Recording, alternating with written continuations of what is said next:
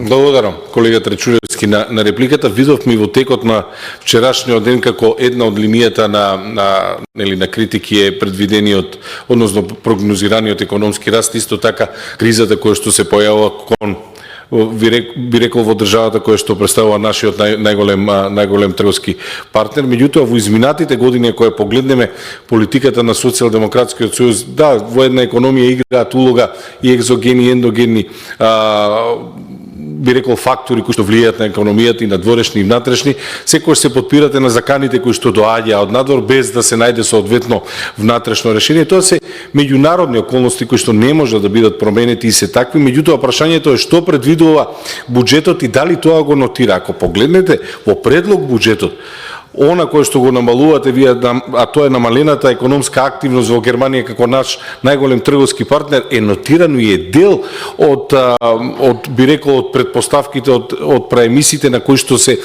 базира економијата. Меѓутоа, одговорот е дека ќе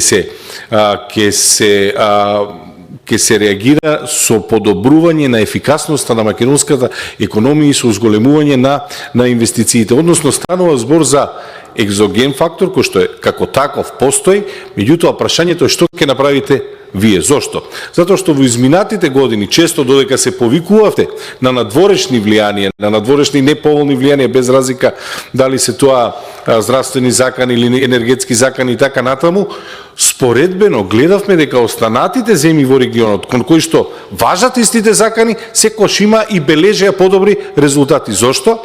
Затоа што во моменти на надворешни закани, тие знаат соодветно да планираат, да антиципираат и да реагираат со така наречени внатрешни фактори или ендогени фактори, да реагираат за да можат тоа штетно влијание да биде анулирано и да не го осетат граѓаните. За жал, политиката која што ја водеше СДСМ и ДУИ тоа не го правеше и користеше секогаш надворешните закани како изговор за неспособноста, внатрешната неспособност, а секогаш во позадина стоја се знаат лукративни интереси на оние луѓе кои што беа највисоко инфилтрирани во таа нишка на власта помеѓу СДСМ и ДУИ. Не велам дека сите, велам само за една одредена елита. Така да, надворешните закани, без разлика какви се, секогаш ќе постои. Прашањето е дали еден предлог буџет ги антиципира, дали ги споменува и дали има мерки на кои што ќе се спротивставува линија на отпор, а тоа е зголемените инвестиции, зголемената продуктивност на трудот на македонската економија, за кое што е факт